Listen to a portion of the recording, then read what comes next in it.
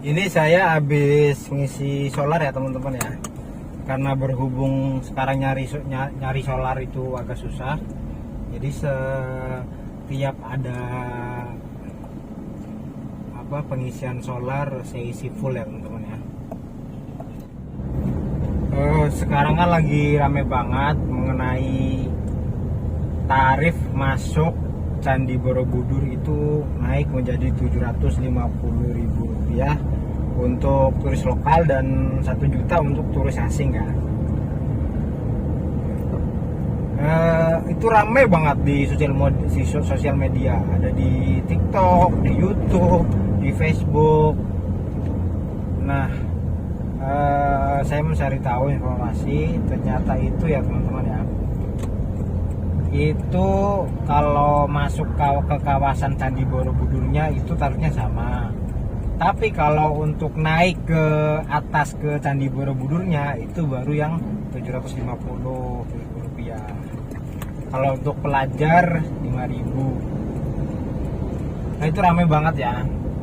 Itu gimana tuh menurut teman-teman? Pada setuju atau enggak ya? Ya banyak pro dan kontra, tapi kembali ke pribadi masing-masing ya.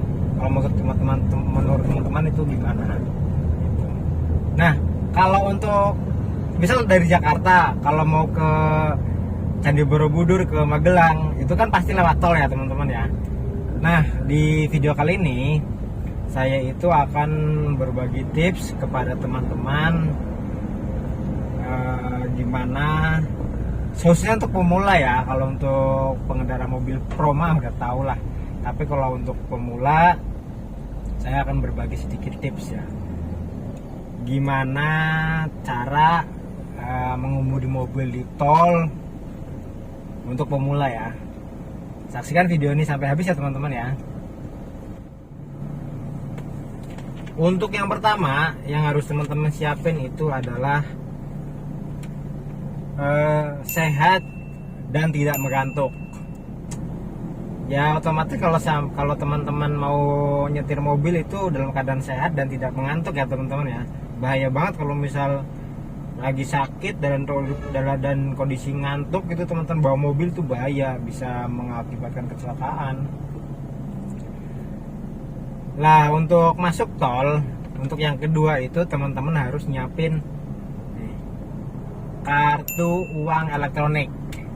Ini gunanya itu untuk bayar tolnya ya teman-teman ya.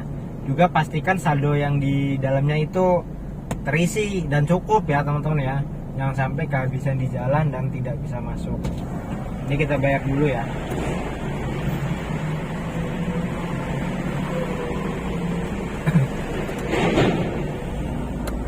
Juga langkah baiknya itu teman-teman tahu untuk tujuan mana itu tarif tolnya berapa ya teman-teman ya.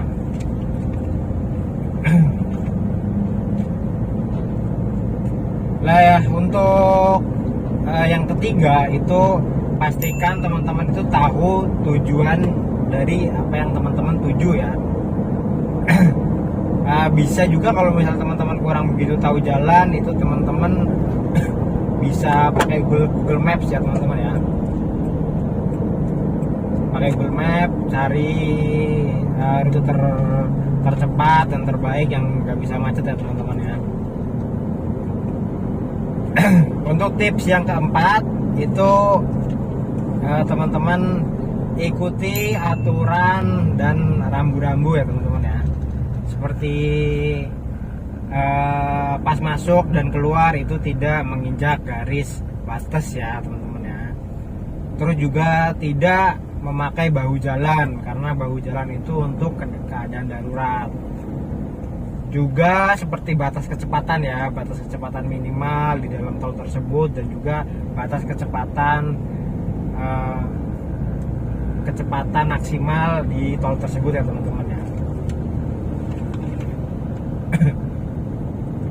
Nah juga teman-teman, untuk tips yang selanjutnya yang kelima, selalu nyalakan lampu sen pada saat mau berpindah jalur ke kiri atau ke kanan ya teman-teman ya.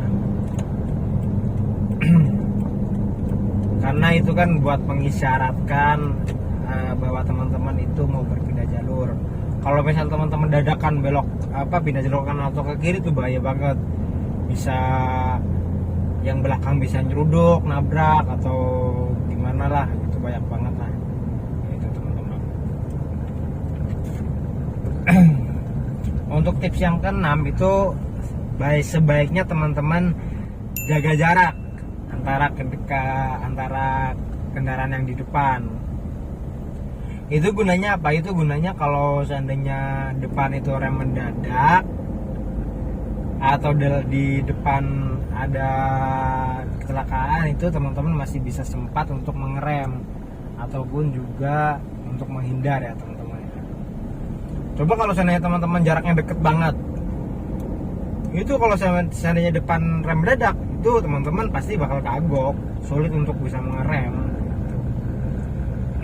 Juga batas yang aman tuh sebenarnya kalau dalam keadaan kencang itu 50-100 lah jarak antara depan ke mobil teman-teman gitu. Tapi kalau misal posisi macet begini mah ya 5 meter sampai 10 meter ya masih oke lah, nggak apa-apa gitu. Untuk tips yang ke-7, tetap fokus dan tidak main HP. Karena itu bahaya banget teman-teman kalau misal teman-teman itu tidak fokus ataupun main HP. Itu bisa mengakibatkan ya tidak fokus main HP, bisa menyebabkan kecelakaan, bisa teman-teman nabrak gitu. Juga kan apalagi di Jakarta begini kan banyak CCTV ya, kamera yang tilang ya, itu teman-teman bisa kena tilang juga. Itu jadi sebaiknya hindari banget tuh main HP begini kan, otomatis mata ternyata ke HP, nggak fokus ke jalanan gitu. Untuk tips yang ke-8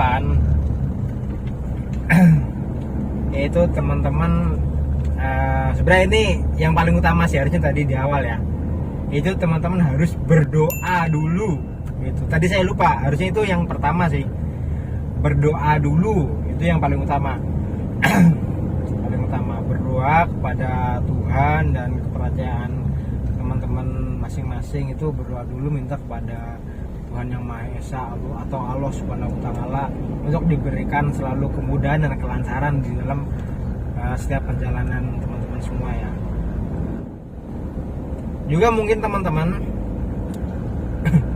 kalau mau keluar tol itu juga sebaiknya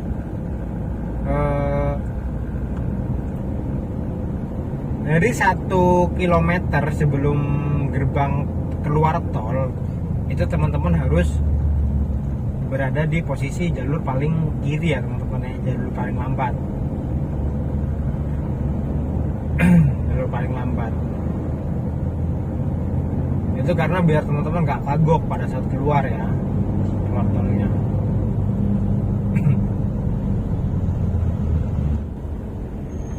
Oke teman-teman, mungkin segitu aja tips dari saya. Kalau misal ada salah-salah kata atau yang kurang dimengerti, saya mohon maafnya ya teman-teman ya.